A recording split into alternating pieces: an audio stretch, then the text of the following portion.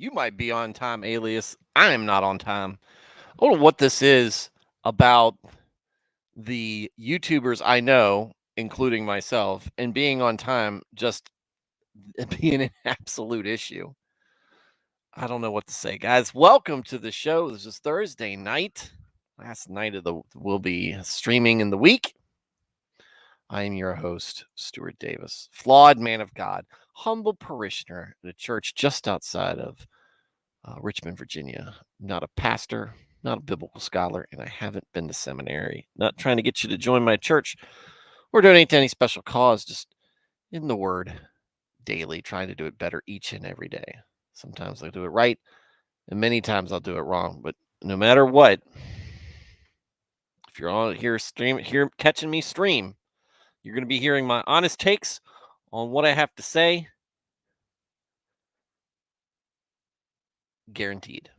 So, if you are somebody who is interested in learning more about Jesus, trying to figure out Christianity, you've got questions in your mind, maybe a voice in the back of their head, wondering if there's more to life than just this existence here on earth, welcome to the show. Glad to have you here. Hopefully, just hopefully, you will find what you're looking for. Maybe you were looking for something a little bit more um, rough around the edges, not polished, not professional. I am the epitome of amateur here. But you're looking for not for the professionals who do it on the at the pulpit or from a large social media account and influence, but maybe just a simple guy who's sitting in the pew next to you. And that's what you'll find here. That's what you'll find here. I'm not I'm not a guy who is super learned. I don't speak a bunch of languages. All I'm going to do is give you um, my opinions from my experiences from my time as a Christian. And perhaps this casual, informal setting will make you more receptive to what's being taught, to what we're going over. Maybe you'll find it more authentic. Not saying the other isn't, but maybe this is just an easier presentation for you specifically. And if that's the case, I'm happy to. I'm happy to be here for you.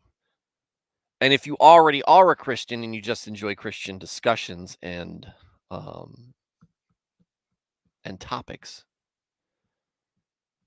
and conversations, welcome as well. We run this very similar to a Wednesday night study group or a Sunday school. And wherever you are in your spiritual relationship with God, maybe you're questioning just starting out, or maybe you are more mature in the faith than I am.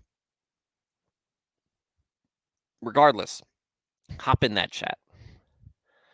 If ask a question, tell a story related to what we're talking about. Let us know what we're discussing, how it impacts you or how it affects you. What's your reading behind it? Promise you I'm going to read it and respond to it. Your participation in this chat makes this show better. We've got a great group of folks who tune in night in and night out. You can be one of them. You can be part of the show. I'm just the mouthpiece. I'm just the person who sets the time and sets the table for the discussion. And I'm just the guy who runs my mouth. You can be the real MVP of this stream. And with that said, how's everybody doing this evening? Alias in Texan Italian. How are y'all doing? I think the others haven't gotten here yet because they figure if I say I'm streaming at 8:30, it's really going to be 8:45 before I start. I feel like I've been consistently late. That aggravates me. I should be better prepared. Not for the other stuff that goes on. Not for that. I should be prepared so that everything's ready to go. So in case one of the other things pops up, I'm able to get back here faster and all I've got to do is press play, go live or whatever the button says. It says end stream right now. I don't want to do that. Um we got the good part of Job coming up. We've got the part where the Lord has something to say. And that's an excellent thing. It's an excellent thing indeed. Let's see.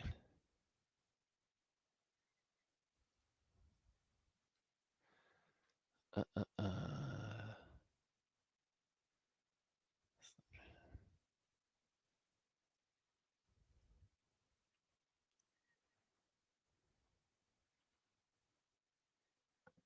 Yep. All right, there we go. Let's see if that works.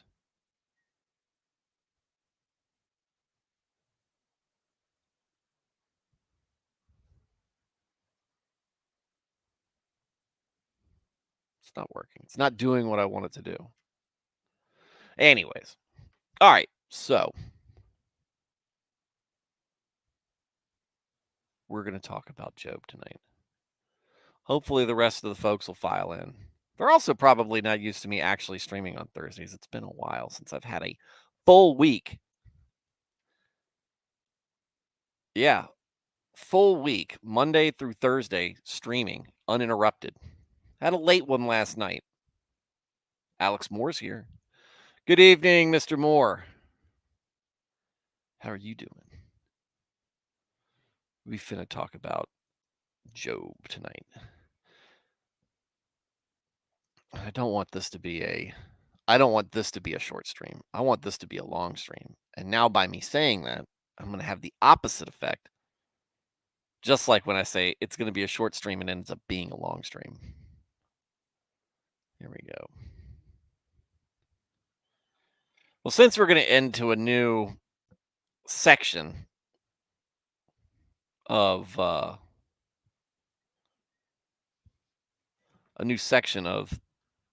Job. What's going on, Matt? I see you guys filing in. New section of Job. We'll take this time to do a quick recap. Job, great guy, faultless in the eyes of the Lord. The Lord uses him as an example to Satan. It's kind of just, hey, you can't break all of mankind, no matter how much you try. And let me show you. Take a look at Job as a perfect example of this. He's got all the reasons in the world to consider himself blessed and obey me, but usually that's all the things that mankind needs to forget about me and think that they can do things on their own. Usually it is those who are blessed in material things that are the fastest to head to the bottom spiritually. We've talked about or if you've been a Christian for any period of time, most of what you probably have heard has been from the gospel, right? It's kind of our most important books because it involves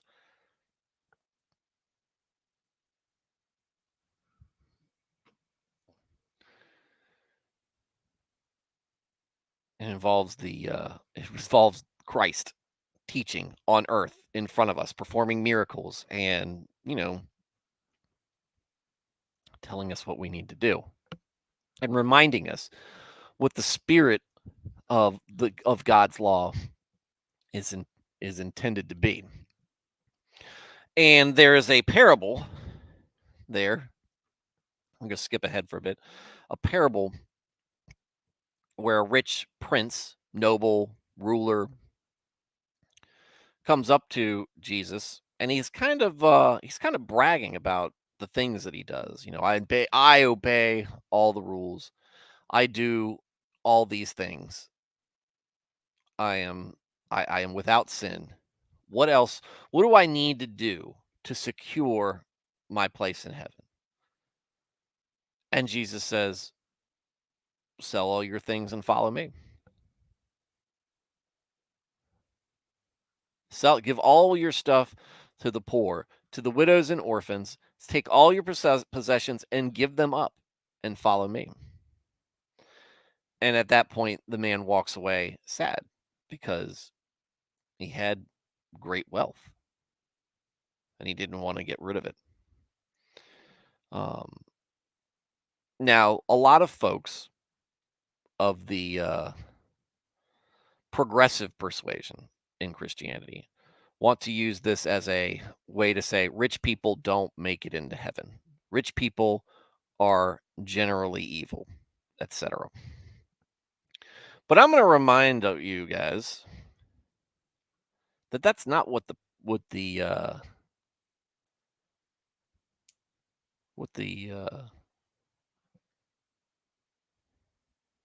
parable was all about. The parable was about um, giving up whatever of the world means the most to you, whatever in the world means the most to you, whether it be material things or a sin. You want to make it? You got to put God first. You got to be willing to sacrifice, give things up, things that you love, things that you shouldn't be attached to. That's what I say about the why fasting is good for people, not Christians, not just not just Catholics.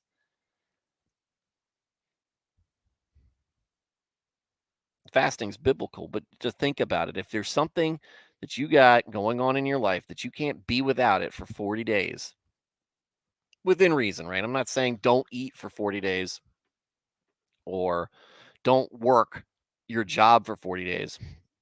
You're talking about things in life that might be a distraction.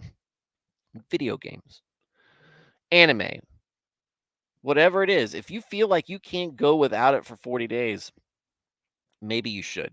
Maybe you should try to see how much of a distraction it really is in your life. See what you can do when you don't have it going on. All right, there we go. You know who's the best at fasting? Communist. Get it? Because there's no food. There's no food.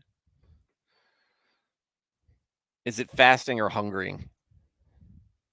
It's starving. Um, but the reason that the parable that the that's not even a rich that's not even a parable. Sorry, that's not a parable from Jesus. That's an actual thing. A rich ruler came up to Jesus and did this. The reason why this was such a great example is because it's a thing that so many of us are in love with or desire, and that is wealth and power and status. If he gives all of his possessions up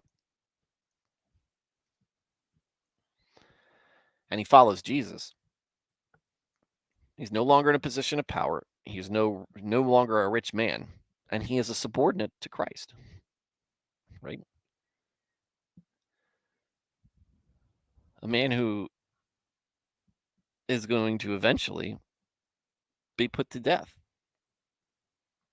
He's going to eventually be crucified. And I say he's a man because he's in the form of man at this time. Fully man and fully God.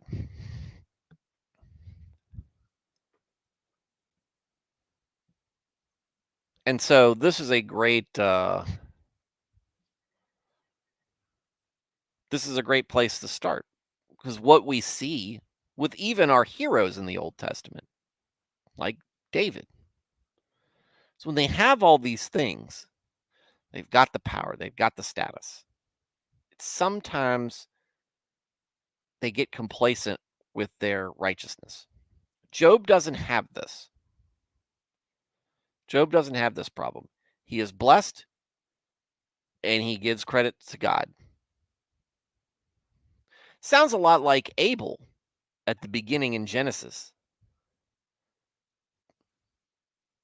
Right? Abel's happy about Abel's just happy to be here. And he works the field. Does he work the field? So the vegetable hold on. Now I got to go back before before Nerneath corrects me. I'm sorry. Abel was the shepherd. He had the livestock.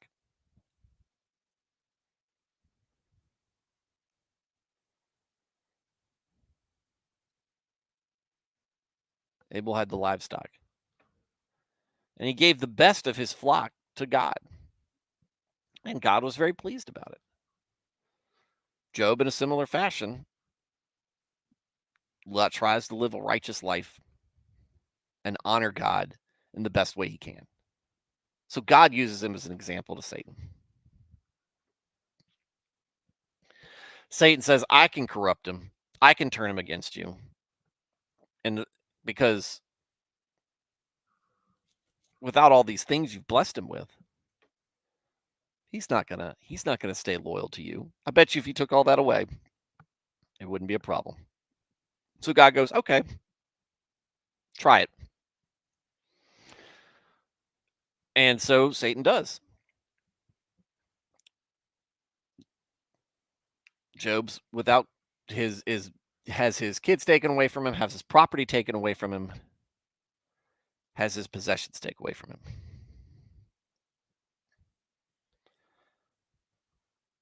Job's down, but he's not out. He's not giving up his love for the Lord. And so God says, "Ha, there you go." And so he goes, "That's great, but I didn't do anything to him personally." So there he goes again. Takes away the man's health, mental and physical. He has to watch his wife lose her faith, and now he's turned his friends against him. And we've spent the last several weeks, not the last several weeks, last few weeks, listening to and reading Job go back and forth between his friends on why they think that he is not a righteous guy and he deserved what happened to him or is somehow wicked. In the last couple of days, we've listened to the youth in the group, Elihu, who had been quiet for the most part, come up and give a 6-chapter speech about why he thought everybody involved was being kind of a jackass.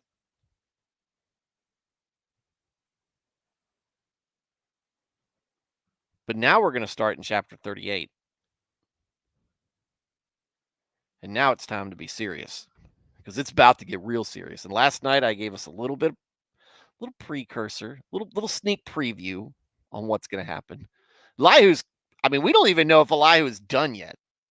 Elihu could still be talking. Who knows how much more he had to say? Maybe he was done, or maybe he wasn't. Bible isn't clear on that. Doesn't really answer that question. But we're going to get into it soon.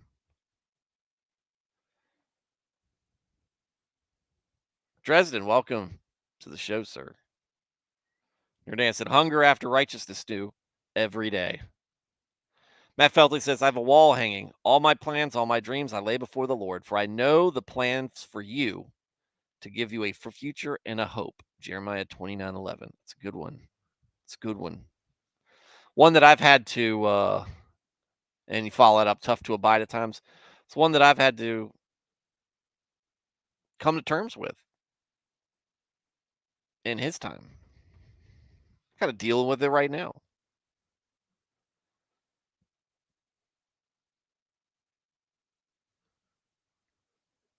What do I do about my church situation?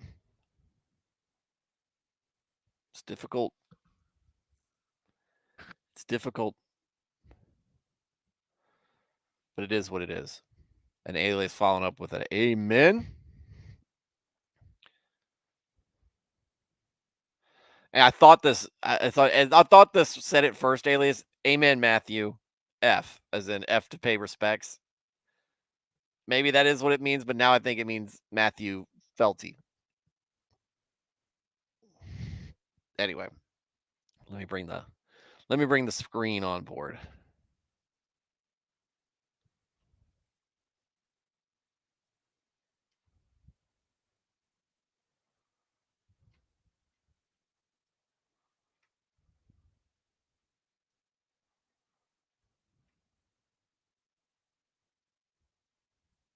Taskbar should be hiding. Why is my taskbar not hiding?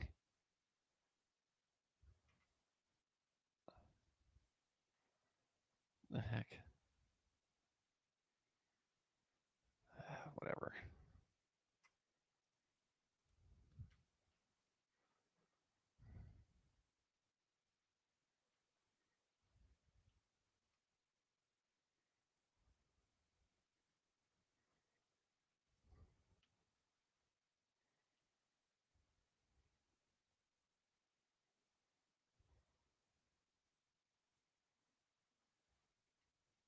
I don't know. I don't know what I'm doing, guys. I'm not the smartest man in the group. And then some bugs, some issues. All right. Let's get it done.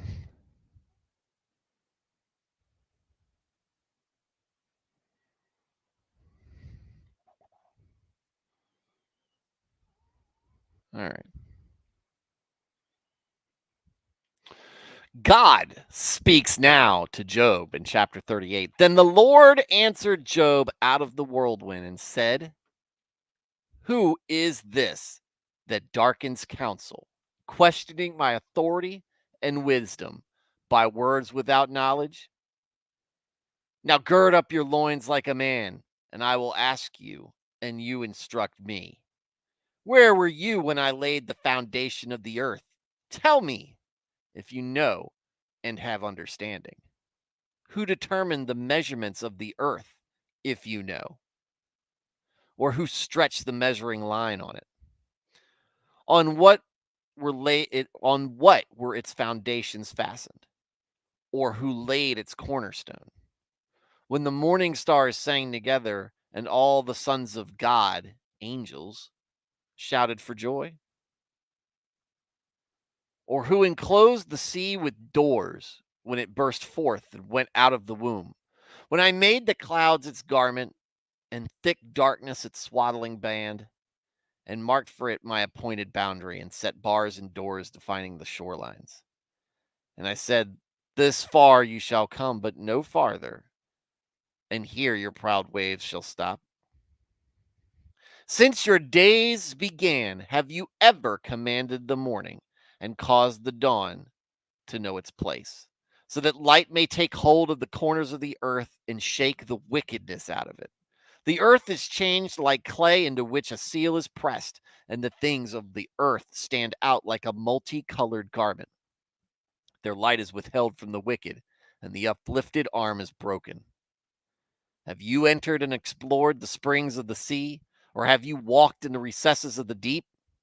Have the gates of death been revealed to you, or have you seen the gates of deep darkness? Have you understood the expanse of the earth? Tell me, tell me, if you know all this. Where is the way where light dwells? And as for darkness, where is its place? That you may take it from its to its territory, and that you may know its path to the house. You must know, since you were born then, and because you are so extremely old. God, getting a little sarcastic right now. Have you entered the storehouses of the snow, or have you seen the storehouses of the hail? For I have reserved for the time of trouble. I'm sorry. Have you entered the storehouses of the snow, or have you seen the storehouses of the hail, which I have reserved for the time of trouble, for the day of battle and war? Where is the way that the light is disturbed, or the east wind scattered over the earth? Who has prepared a channel for the torrents of rain and for the flood, or a path for the thunderbolt, to bring rain on the uninhabited lands and on the desert where no man lives, to satisfy the barren and desolate ground, and to make the seeds of grass to sprout? Has the rain a father, or who has begotten the drops of dew? Out of whose womb has come the ice and the frost of heaven? Who has given it birth? Water becomes like stone and hides itself, and the surface of the deep is frozen and imprisoned. Can you bind the chains of the cluster of the stars called Pleiades or Pleiades? or loose the cords of the constellation Orion? Can you lead forth a constellation in its season and guide the stars of the bear with her sons?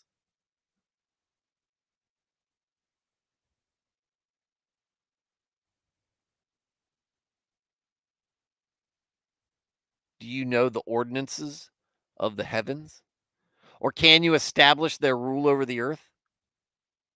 Can you lift up your voice to the clouds so that an abundance of water will cover you? Can you send forth lightnings that they may go and say to you, here we are? Who has put wisdom in the innermost being of man, or in the layers of clouds, or given understanding to the mind of man to the heavenly display? Who can count the clouds by earthly wisdom, or pour out the water jars of the heavens? When the dust hardens into a mass, and the clods stick together because of the heat? Can you, Job, hunt the prey for the lion, or satisfy the appetite of the young lions when they crouch in their dens and lie in wait in their lair? Who provides prey for the raven when its young cry for God? I'm sorry, when it who provides prey for the raven when its young cry to God and wander about without food? Mm. All right, this is a lot of words for what God has basically said. Oh, you guys are smart. You guys want to say what I'm thinking. You want to speak for me. You want to question me.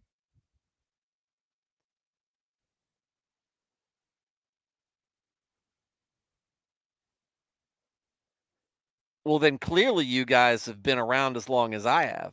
Clearly you guys were there when I did all this stuff. This is like the old your mama joke. Your mama's so old, when God said, "Let there be light," she turned the switch on.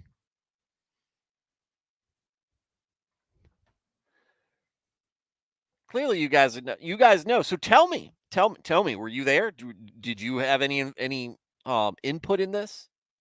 Do you have any involvement in this? Let me know. Speak up.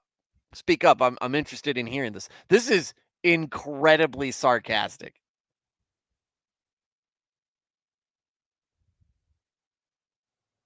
This is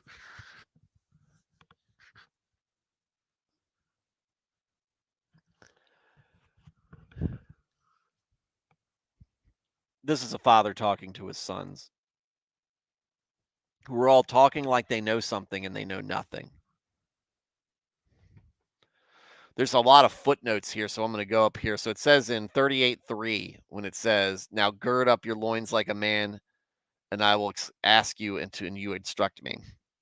Footnote says a phrase often found in the Bible that is an urgent call to get ready for immediate action, or it may be a call to prepare for a coming action or event. The phrase is related to the type of clothing worn in ancient times to keep from impeding the wearer during any vigorous activity.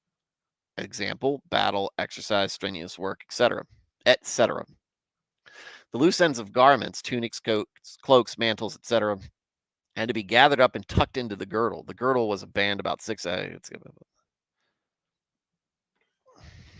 Gird up your mind or gird up your heart are examples of variants of this phrase and call for mental or spiritual preparation for a coming challenge. Welcome, Emmanuel. I mean, you missed the opening. I would. I mean, I thought I was doing pretty good at the beginning, but you just missed the first chapter. So God often speaks out of storms, doesn't he? Well, I mean, using forces of nature usually gets people's attention. The Pleiades, sorry, the Pleiades and the stars in Orion's belt are gravitationally locked. The rest of the stars around them will skew from Earth's perspective over time, but not these. There you go. That's from our physicist, um, Nernath science guy.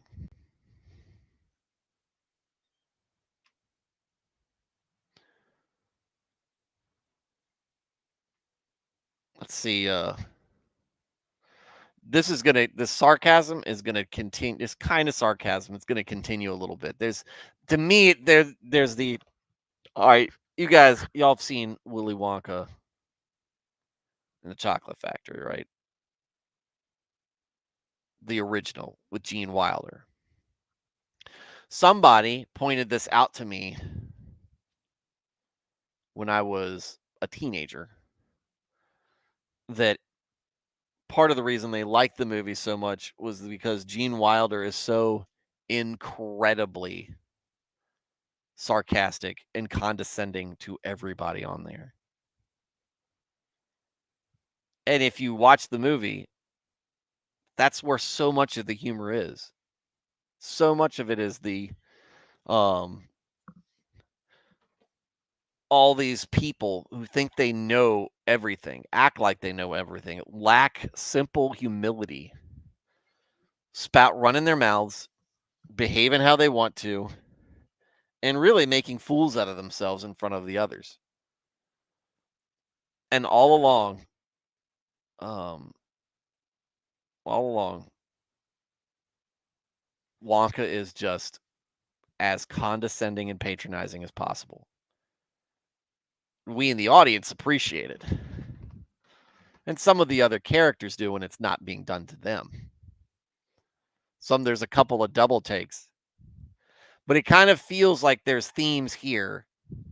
There's themes in that movie that kind of share the tone of God in Job right here. This is going to continue a little bit here. God speaks of the nature of and its being. God speaks of nature and its beings. 39. Do you know the time when the wild goats of the rock give birth to their young? Do you observe the calving of the deer? Can you count the months that they carry offspring? Or do you know the time when they give birth? They kneel down, they bring forth their young, they cast out their labor pains. Their young ones become strong, they grow up in the open field, they leave and do not return to them. Who sent out the wild donkey free from dependence on man? And who has loosed the bonds of the wild donkey to survive in the wild? To whom I gave the wilderness as his home, and the salt land as his dwelling place. He scorns the tumult of the city, and does not hear the shouting of the taskmaster. He explores the mountains as his pasture, and searches after every green thing. Will the wild ox be willing to serve you, or remain beside your manger? Beside your manger at night. Can you bind the wild ox with a harness to the plow in the furrow, or will he plow the valleys for you? Will you trust him because his strength is great and leave your labor to him? Will you have faith and depend on him to return your grain and gather it from your threshing floor? The flightless wings of the ostrich wave joyously with the pinion shackles and fetters and plumage of love, for she leaves her eggs on the ground and warms them in the dust, forgetting that a foot may crush them or that the wild beast may trample them. She treats her young cruelly, as if they were not hers, though her labor is in vain because she is unconcerned for the safety of her brood. For God has made her forget wisdom and has not given her a share of understanding. Yet when she lifts herself on high, so swift is she that she laughs at the horse and its rider. Have you given the horse his might? Have you clothed his neck with quivering and shaking mane? Have you, Job, made him leap like a locust? The majesty of his snorting nostrils is terrible. He paws in the valley and rejoices in his strength. He goes out to meet the weapons of armed men. He laughs at fear and is not dismayed. And in battle, he does not turn back from the sword. The quiver rattles against him, as do the flashing spear and the lance of his rider. With fierceness and rage, he races to devour the ground. And he does not stand still at the sound of the war trumpet. As often as this trumpet sounds, he says, "Aha!" And he smells the battle from far away, and senses the thunder of the captains and the war cry. Is it by your understanding that the hawk soars, stretching his wings towards the south as winter approaches? Is it at your command that the eagle mounts up and makes his nest high in an inaccessible place? On the cliff he dwells and remains securely upon the point of the rock and the inaccessible stronghold. From there he spies out the prey. His eyes see it from far away. His young ones suck up blood, and where the slain are, there is he. More of this, right? That continues. That continues. More of this. How much do you think you think you know a lot, but you're not responsible for anything.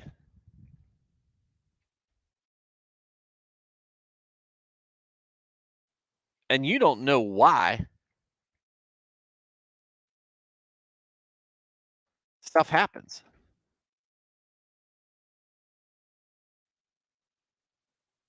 I'm looking for a good way. I'm looking for somebody who's got a good way of putting into words.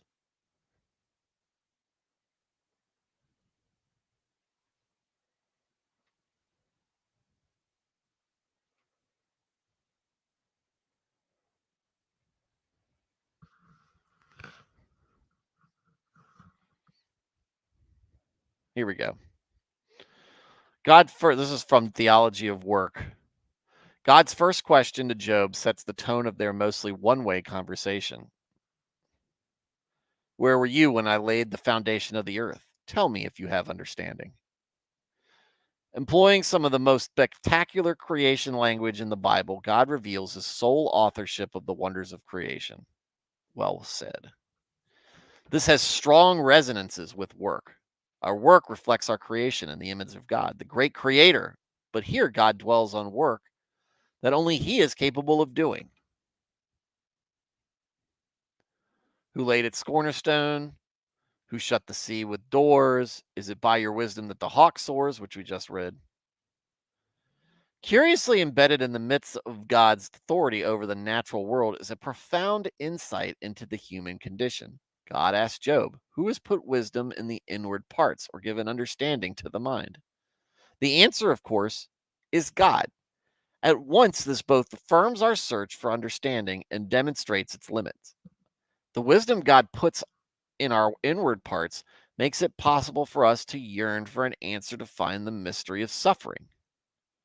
Yet our wisdom comes only from God, so we cannot outsmart God with wisdom of our own. In fact, he has implanted in us only a small fraction of his wisdom, so we will never have the capacity to comprehend all of his ways. As we have seen, it may be good for our souls to voice our complaints against God, but it would be foolish to expect him to reply with, "Yes, I can see now that I was in error." Yeah, that's the point. Here we go. This is Job's mistake. This is Job's mistake. God has done something wrong, and he is stuck in this quandary. God can't do anything wrong, but I think God has done something wrong.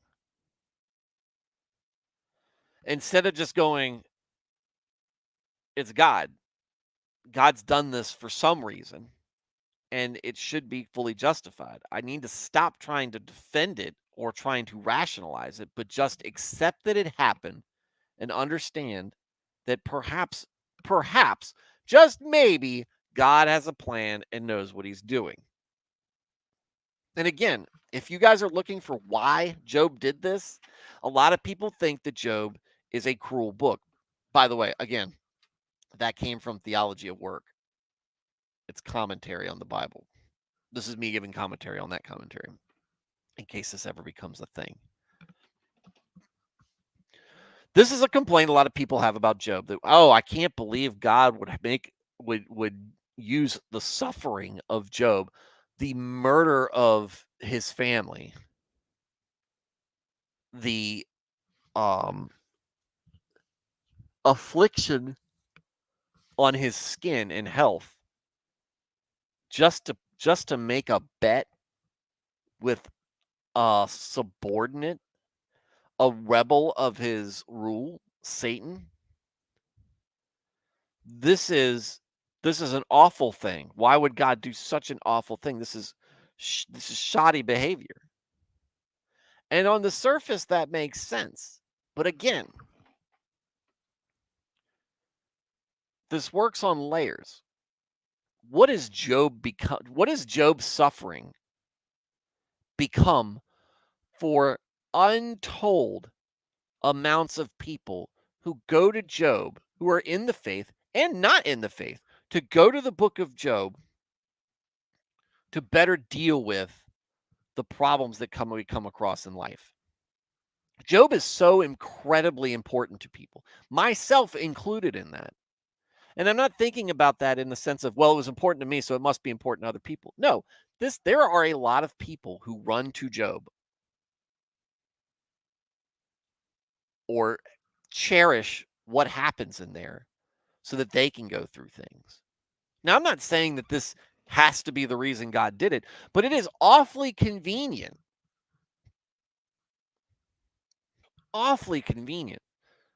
that this happened. I don't like that.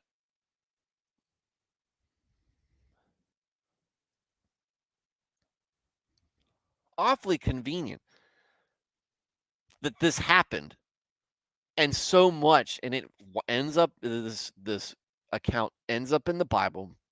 It ends up becoming one of the most powerful books for people who are struggling with the question of, if God real, why bad thing happen, when they are already in the faith. Job endures this. He's not perfect. He makes mistakes, and we're going to see how he deals with that. But God's calling him out here. You've spent all this time crying out to me, wondering why I do the things that I do, saying that I must make a mistake, and yet you know that I am perfect. Can't have it both ways. I can't be perfect and make a mistake. I am all powerful. Let me remind you of the ways.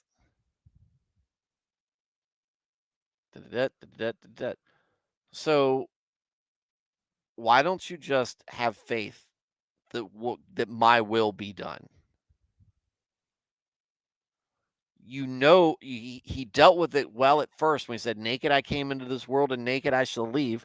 Of course, all the grief that he was dealing with that at the time, coupled with the fact that he now has several physical ailments and he's dealing with people he thought who were his friends, in essence, turning their backs on him.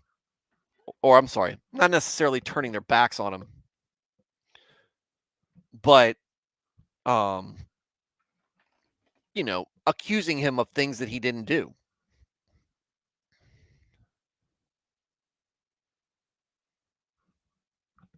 Romans 8:28. Let me look that up real quick.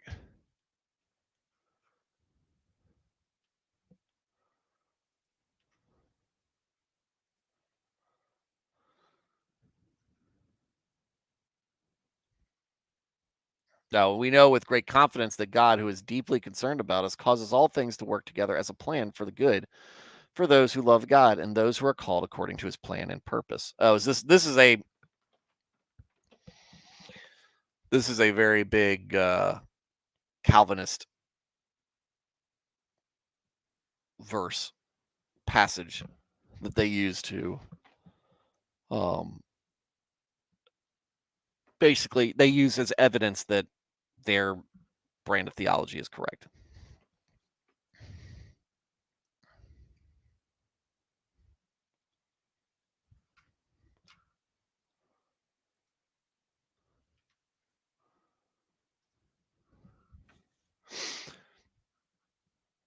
Here, it goes on. Oh, here we go. Ooh, I like this. Hold on. This is the crux. Oh, here we go. This is the crux of Roman 20. I'm sorry, I didn't read far back, Matt. Sorry, I skipped ahead. Also, welcome, MR. Man, how did I skipped a lot. Skipped a lot of the chat, guys. That's on me. Yes, Gene Wilder has such a Gene Wilder's perfect role in that movie. But such beautiful imagery and contrast. Yeah, exactly. God putting it out there for everybody to understand. I created the whole thing, right? All this stuff works by my design. And then Nerneath is at some point you need to stop talking and let God defend you. Job made his point, but he got in trouble when he kept talking. King James Version would say, multiplying words without knowledge, speaking, but adding nothing. Exactly. And this is kind of the thing that we've been talking about that all of them have been doing. Right? Now, Job is the righteous man involved. These other guys are not, we're not told that they are righteous, they are blameless in the eyes of the Lord. And they say things that are correct. However, they don't make the connection between what they're saying and why Job is suffering. They just talk and then they end up saying something stupid. Like I'm talking on behalf of God, like Elihu did a couple of chapters ago.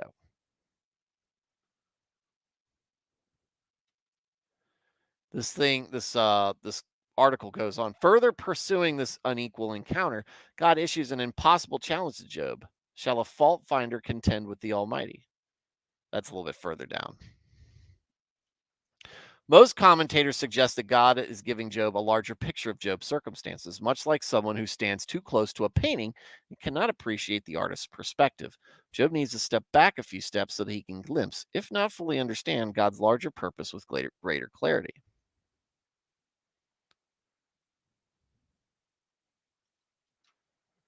Bringing our complaint, and here's what bringing our complaints to God is a good thing if we take the books of Job, Psalms, and Habakkuk as inspired models for how to approach God in times of trouble. However, accusing God for the sake of covering our own failures is the height of hubris.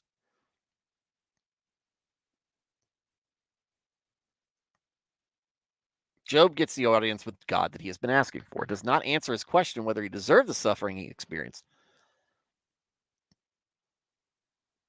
I'm leaving out some parts because we haven't covered the other stuff.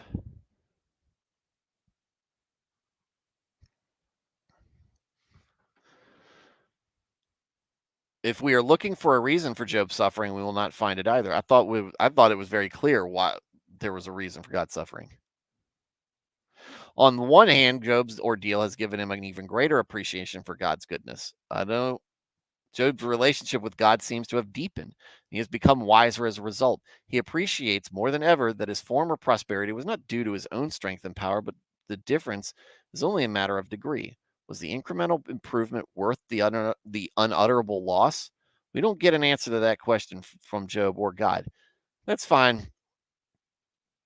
But here's the important part. No, he didn't deserve it. There's no way. There's no way he deserved it. But again, what's the greater purpose here? Did Satan end up sticking his foot in his mouth because he was trying to prove to everybody that he can make Job fail? But not only does he not cause Job to fall, he creates an entire book that helps people not fall along with Job. That's part of the Bible. Amazing. Amazing how that turned out. And here's the thing, the part that this thing says, and this is important. This is an important part of Job. Job's relationship with God seems to have deepened, and he has become wiser as a result. This happened. This has happened to me. It has happened to others, and it will probably happen to you as well if you take stock in what's going on when you are facing adversity. It is difficult.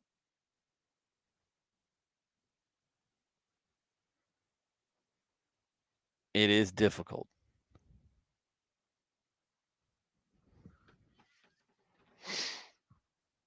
things can hurt.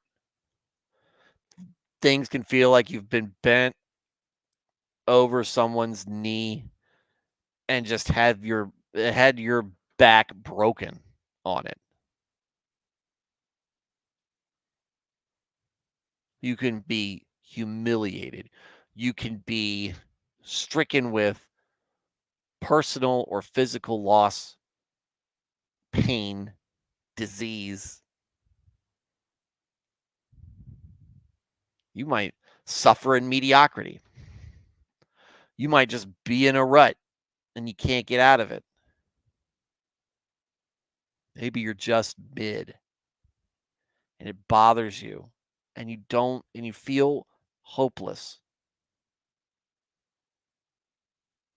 Put that trust in God. Understand that there's more going on than just what you can appreciate. And then guess what?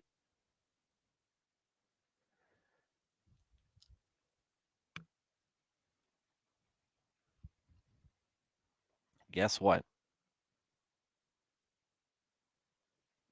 You end up with a better appreciation for what God does for you.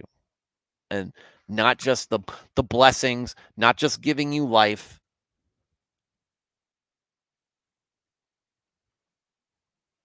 but being somebody to lean against. It'll help you with your fellow Christians as well if they do what they're supposed to.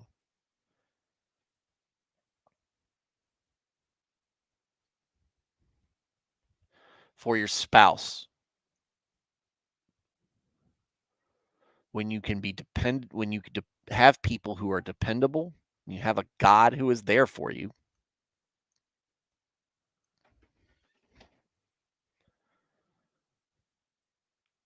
It does deepen that relationship, does make it stronger.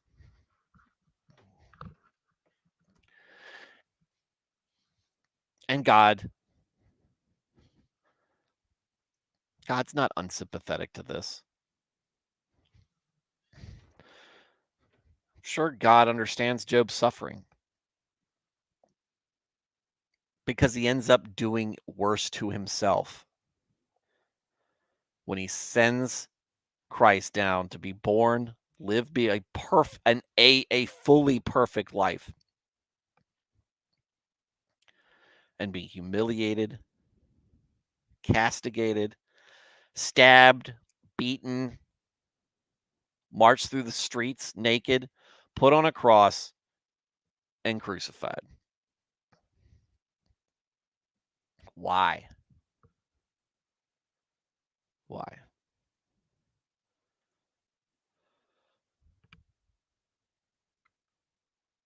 I think we're already figuring that out. This far into the Old Testament, we're already figuring it out. The why. There's been plenty of foreshadowing to it, but there's also been a lot of examples of God loving us that it shouldn't be a surprise to us.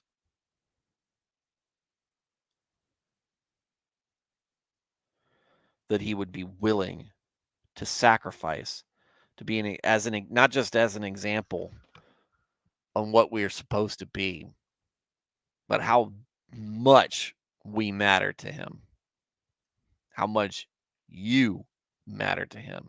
How much the people around you matter to him. The people that you like and the people that you don't like. Doesn't mean they're all doing the right thing. That doesn't mean they're all going to make it.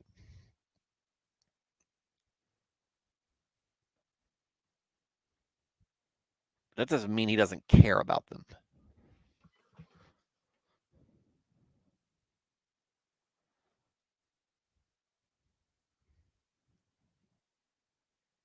We were talking about Cain and Abel earlier.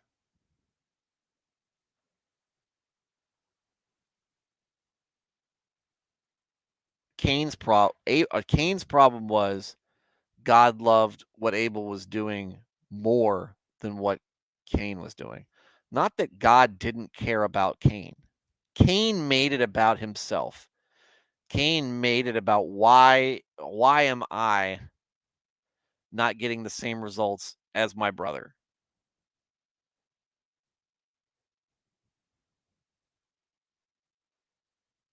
God didn't drive Cain to do that.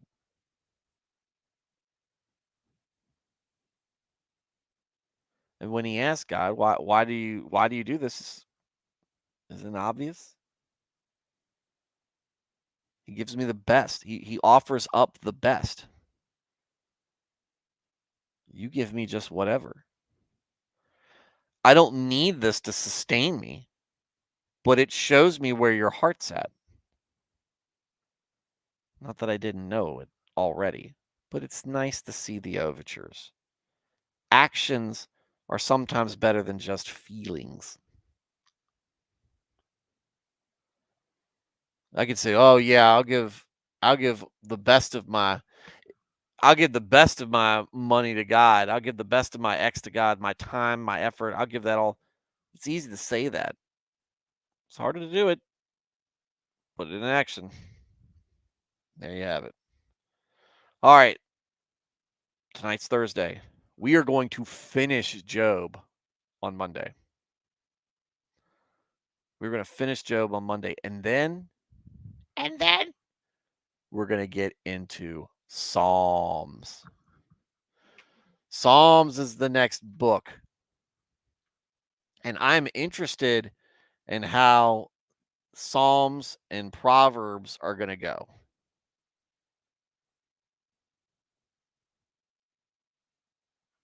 Psalms is 150.